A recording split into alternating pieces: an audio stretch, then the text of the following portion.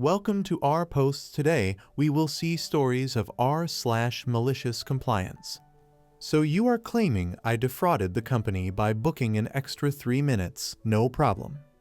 I worked for a water company for 25 years and was one of their most productive repair crews. That is until the new manager, let's call him Mr. Numbnuts, started. We had a monthly rota where you are on call for 1 week in 4 for emergency repairs out of hours. On the day in question, I started work at 7:30 am on a Friday and finished work at 3:15 am Saturday morning. So a pretty long arse shift. I get to work Tuesday morning and get called into the office by Mr. Numbnuts and informed that according to my vehicle tracker, I'd left the yard at 3:12 am and not 3:15 am, which is an attempt to defraud the company. As you can imagine, I was absolutely fuming at this level of crap. I told him that at the time I was covered in mud and sweat and just wanted to get home after completing a monster shift for the company, and was he genuinely making a crap storm over 3 minutes. He said he was making me aware that I could be fired for it. Cue malicious compliance. I said that if we're going to be this petty, you can take me off the emergency contact list for extra coverage, and I won't be starting 20 minutes early each day either. I'll now be clocking in at exactly 7:30 am and I shall be heading out at exactly 5:30 p.m. No deviation whatsoever, and you can explain to your bosses why productivity is down and you are struggling to get coverage for emergencies. We'll then see how important your 3 minutes are when they are costing the company money. Little did I realize at the time, but the guy's job was bonus related and linked to our productivity, which tanked after that because all the other gangs followed my lead, except the brown nose gangs, obviously. 3 weeks go by with an absolute crap show in customer service complaints about their work not being carried out in a timely manner. My productivity dropped from 7 jobs per day down to 4. And Mr. Numbnuts gets called in by his bosses to try and explain what the F is going on. He tried to spin some BS story that I'd turned all the guys against him for no reason, and that this was the result. Little did he know that I'd actually trained his boss when he first started with the company 15 years before and wanted to come out and find out what we do and experience how hard the job is. He surprised me by working a full month on the repair crews before going back to the office. Anyhow, the boss calls me in to find out what is really going on. So I explained how he'd used the tracker to monitor what time I'd left the yard and that I'd guesstimated my finish time and overestimated by 3 minutes because I was absolutely knackered after working a shift from hell on call. Conclusion: manager was let go for misuse of the tracking system, as it's only supposed to be used for emergencies and not monitoring, and we had our on-call system reviewed to cut the hours we were having to work. Next story. Need my uniform before you will give me my last check? No problem. This is a story from my mom and my grandmother. They gave me permission to post. Quite a while ago, both my mom and my grandmother worked for one of the local casinos. At the time, the casino had a 90-day trial, and then you would get insurance. During the course of them working there during the 90-day trial, the casino switched their policy to 18-month trial before getting insurance. So they then proceeded to find reasons to fire all of their employees who are coming up on the 90-day so that they would not be grandfathered in. My mom knew this was coming because she saw a person after a person who had gone hired a little bit before her get fired for ridiculous reasons. So when she got called in the office the day after she had to go to the hospital for a severe allergic reaction, she knew what was coming. They marked it as a no-call, no-show because she started having a severe allergic reaction on shift and her EpiPen didn't work. She walks into the office. She's informed that due to her no-call, no-show, she is being let go effective immediately. She asked for her final check. They informed her that she would receive the check after she turned in her uniform.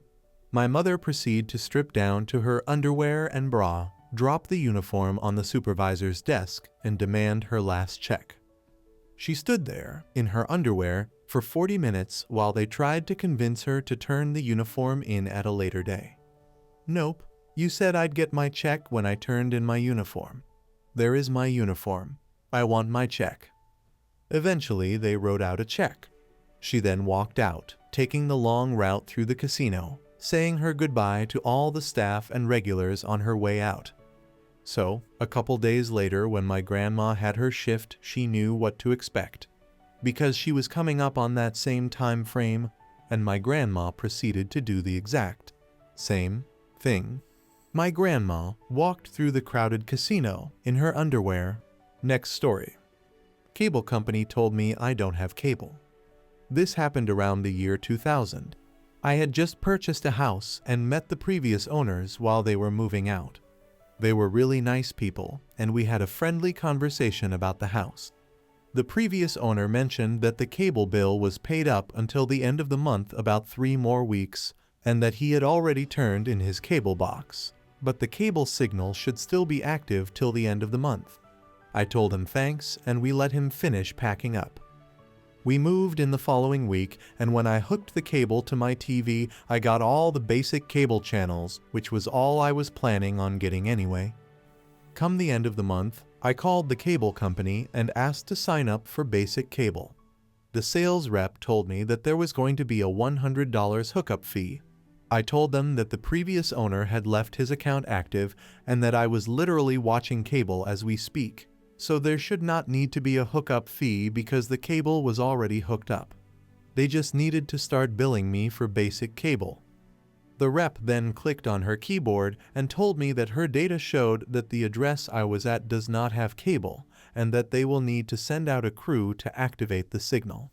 I told her that I was not paying $100 for a hookup fee and said never mind, I don't want cable. I waited another month, still had cable, and called the cable company back to ask what it would cost to get basic cable. A different operator from before said it would cost something like $30 a month and a $100 hookup fee. I asked why the $100 hookup fee? She said that it was because my address does not currently have cable. I told her never mind, I don't want cable unless they waive the hookup fee. She said she was not authorized to waive the fee. I just thanked her and hung up. 4 years later, we still had cable, but we ended up moving out of state for work. Next story.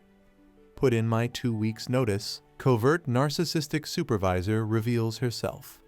I 30F have been working at a super small construction company for the past 2 years. I've put my best foot forward every day and never had any issues with anyone in the company. As of 3 months ago, they moved me from an in-field coordinator to an accounting position. It was an emergency move as one of the employees stole $80K from the company and they needed an immediate replacement. My new supervisor, we'll call her Mary 34F, was always super kind to me and we've became pretty good in work friends. Well, these past couple months have been hell. I hate the new position, and to be fair, I'm not very good at it. So I found a new position, and I've been keeping it a secret for a while. I let the owner know first, and he was very kind and receptive to it. The issue started when Mary got word of it. She immediately cornered me and started going on this rant saying things like, "Why didn't you tell me? You're being incredibly unfair and selfish. I can't believe you would do this to us. This is unacceptable. Don't ask me for a referral because you are not getting one from me, etc." I politely told her that the opportunity was something I simply couldn't pass up. She then went to the owner and asked for any details I might have given to him about the new company and new position, I believe to try to sabotage me leaving. And thankfully I hadn't discussed any details about it with anyone. It was awkward after that, but I didn't think anything of it. The next day, when things took a turn for the worst, Mary decided to be petty and removed all of my authorizations to any accounts I had so I couldn't perform any of my daily tasks. I didn't want to leave on a sour note, so I brought it up to the owner as Mary was out of office that day. He reauthorized my accounts and I continued to work. Mary was back the following day and was completely livid that I had went around her and talked directly to the owner. Her actions towards me would only get worse from here on out. The next day, I came in to notice that my desk was moved and my computer access was taken away yet again. Cue the malicious compliance. Since I couldn't do any of my daily tasks, and really didn't feel like dealing with a screaming Mary, I was on Reddit for basically the whole day. At the end of the day, Mary came into my new back storage office and said, "Busy day today?" I know mine was. I just smiled and said, "Yep, exhausting." She did not like that response and went to the owner to say that I was purposefully not doing my job, and my last 2 weeks would be pointless, so we should just let me go now. The owner disagrees, calls me into his office, and after I explained what she had done, he gave me access again and told Mary to work from home. Another day goes by. It's extremely peaceful now that Mary is working remote, but unfortunately this does not mean my day was getting any easier. Instead of taking my access away, she had it start forwarding all my emails to other employees in other departments that had nothing to do with my specific position. At this point, I only had 3 days left, and so I just took it as, okay, this sucks for them, but it's on Mary's head if anyone has any questions. I looked at my toe and I had way more than I had thought, so why not use those for my last days? And that's exactly what I did. I was originally supposed to let all vendors know and start forwarding them off to the appropriate people and interview second-round candidates for my position, but not anymore. The owner was completely okay with it and understood that Mary was being toxic and that he would have a talk with her about her attitude and position if this continues. Now, with my last 2 days and me being on tow, I finally thought I was safe from Mary. But lo and behold, she was still holding a massive grudge, as if me leaving my position was a personal attack on her. She called me at 4:30 in the morning and left me a voicemail saying our company was having an accounting emergency and I need to come in immediately. I called her back about 4 hours later, which she was fuming about, and went on a massive rant about how I'm extremely entitled. I will never get anywhere with my attitude. She's embarrassed for our company to say that I ever worked here. That if she ever finds out where I will be working, she will make sure that I'm fired and will never get a job in this town again.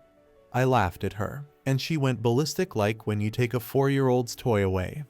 Screaming so loud her voice was shaking, saying silly things like I have no respect for her or the company and that I will rot in hell. I hung up on her once she started bringing my family into things. I called the owner and explained to him what happened, which he wasn't shocked about, and had told me that when she came in that morning she was going on a rampage like the Tasmanian devil. After finding out why she was freaking out, he promptly fired her. I was shocked since this was such a small company, and he definitely needed her. I had heard from another coworker that she ended up destroying a bunch of company property on her way out, and now she's facing a lawsuit due to the damages. So thankful she revealed her true self to everyone and that I'm far, far away from that company and her. Next story. You want proof that my fiancé is sick? You got it. I 25F am engaged to my fiancé Joey 26M. He recently had surgery on his leg and hip, but there were complications and he has been sick and weak since. We try not to ask for help, but this has put a big financial strain on us, to the point where we've spent our wedding savings on his recovery. We are fine with this because if we need to have a courthouse wedding, we're cool with it. We just want him to be healthy. But we did set up a temporary donation page to help with some of the expenses. A friend of mine, Carla 25F, donated $10 about a month ago, and I reached out to her to thank her. Last week we posted an update, not asking for more money, but just to let people know that Joey has had another setback and the doctors are creating an all-new treatment plan for him. Carla commented publicly and said the following: I'm beginning to question if he has actually been sick this long or if y'all are just trying to get more money for your wedding. Who takes this long to recover from surgery, especially when you're an athlete? I said, I am very offended and appalled that you would accuse us of faking anything. Maybe you're just having a bad day or a moment of bad judgment, but how shamefully low of you. She replied, I want my donation back unless you can show proof that he's sick. In a hospital bed or sitting in a doctor's office, anything. I sent her $10 to get her off our backs, but I also sent her a video with Joey's approval, the proof she asked for. One of the concerns Joey has had is that he will get severely nauseous if he eats protein, which is what he's supposed to be doing, and when he overexerts himself, which he does sometimes. I sent her a video of him dry heaving into an emesis bag in the middle of PT. Now, one of his doctors asked us to record his PT so they can see the progression of him not feeling well to hopefully make some adjustments. So I didn't take this video just to send to Carla. But to me it seemed like solid proof since she was asking for it. She said, "WTH, I have emetophobia, I didn't know this, and this just triggered me so bad. I hope you're happy with yourself. I feel like I've been traumatized." I said, "So now you have $10 more to process this trauma in therapy." Next story. Ignore the time difference in the evening. I'll ignore it in the morning. Not me, but my father-in-law's story. In the 1970s, before email and faxes, my father-in-law, Carl, worked as a trust agent for a bank in the Midwest, which is on Eastern Time. He handled trusts and estates for bank customers, including one older lady. Her son-in-law, Bruton, lived in California, which is on Pacific Time PT, 3 hours behind Carl, and managed his mother-in-law's estate on her behalf. Bruton used to call Carl with questions, which is not a problem. Except Bruton would call Carl at home at 8 p.m. expecting him to answer questions. Carl would be at home, eating dinner or spending time with his family, so Bruton's calls were unwelcome. Carl would explain the time difference and said that Bruton should call before 5 p.m. not PT. But Bruton always ignored Carl's requests and demanded that Carl call him back first thing in the morning. Carl was nice and would wait until 11 a.m. to give Bruton time to get settled in his own office, until he decided he'd had enough. The day after Bruton's latest call, Carl went to his office extra early, got the information, and then promptly at 8 a.m., Carl called Bruton's house. A sleepy Bruton answered the phone and croaked, "Hello?" "Good morning, Bruton," Carl all but hollered into the phone. "What time is it?" Bruton groaned. "It's 8 o'clock, Carl said. "But it's 5 o'clock in the morning here." "Huh, so it is. I guess there's a 3-hour time difference. But you said you wanted these answers first thing in the morning, and it's 8 o'clock here, so I thought I'd give you a call." Bruton never called past 5 p.m. again. Next story. Boss insisted I work in the office today. My boss and I had a disagreement about working from home this week. The office is in San Francisco. I live in the East Bay and need to cross the Bay Bridge to get to work. We had an important presentation scheduled today. I wanted to do it virtual because the APEC meeting is in SF this week and everything seems disrupted. President Biden and Chinese President Roman XI are here. It's a 2-hour commute on a typical day, and I told my boss it might not be feasible to come in this week. He insisted I come in, so I said okay, but don't blame me if I get stuck in traffic. We had a pretty heated discussion about it. So today, there's a huge backup on every freeway toward the Bay Bridge because protesters have chained themselves across all 5 lanes. The bridge is completely closed. Now the boss wants me to do the presentation virtual, but I told him I can't. I'm stuck in traffic. I can't operate my vehicle and do the presentation. You will have to do it without me, but he isn't really qualified. Next story. Give me a parking ticket for a spot I paid for. I dare you. About 10 or so years ago, I went to a concert an hour away from me in Indianapolis. Decided to make a day of it, going to several museums and spots around the city. Each time paying for parking in a garage for 2 or so hours, then going to meander around the area. Finally, I go park close to the venue and paid for parking until the time it was free. Total, I probably paid $40.50 for parking throughout the day. Enjoyed the concert, but come back to a parking ticket on my car. I think this is odd, but I am tired and chalk it up to a mistake. But I decide to take photos of my parking spot. Both spots on either side were taken, and all the signage, and head home for the evening, figuring I would sort it in the morning. The next morning, I review the ticket, the photo of my spot, and my parking receipt. The ticket did not line up to the spot my car was located in, and my receipt shows that I had valid parking at the time of the ticket. So I submit an appeal thinking this will be easy. It's obvious that a mistake was made. The appeal was denied. The ticket was for the spot that was not paid for, ergo it stood. I called the office, and the lady said they did not make a mistake as my receipt showed that I paid for spot X1 and the ticket was for spot X. I asked about the photo proof that my car was in spot X1. She said, "Well, you could have moved the car." Note that the parking receipt included my license plate number and everything Think Park mobile-like system. I noted that there were cars in spots on either side of me and that the entire street was full because of the concert. And honestly, I don't think they bothered to look at the photo. Even had that not been the case, I had proof that that license plate had a paid parking spot. No matter what, no dice. I am feeling petty over this $25 parking ticket at this point. So, I called Visa and asked if I could retract the amount I paid for the time that I had parked since it didn't count. I submitted all the evidence and documentation to Visa. Visa, in what was the greatest thing Visa has ever done IMO, they agreed that if my parking receipt and transaction number wasn't proof I had paid for parking, then clearly I had paid for a service I did not receive. And they extended my initial request of canceling the one transaction to include all the parking spots I had paid for through the system that day, valued at more than the parking ticket. Then they filed a formal complaint on my behalf with a letter explaining why they were refunding me. I would not have been nearly as satisfying if I had not spent the entire day playing tourist in the city and racking up a large parking bill all with the same vendor. I hope you guys liked this video. If you did, make sure like, comment, share, and subscribe the channel. Our posts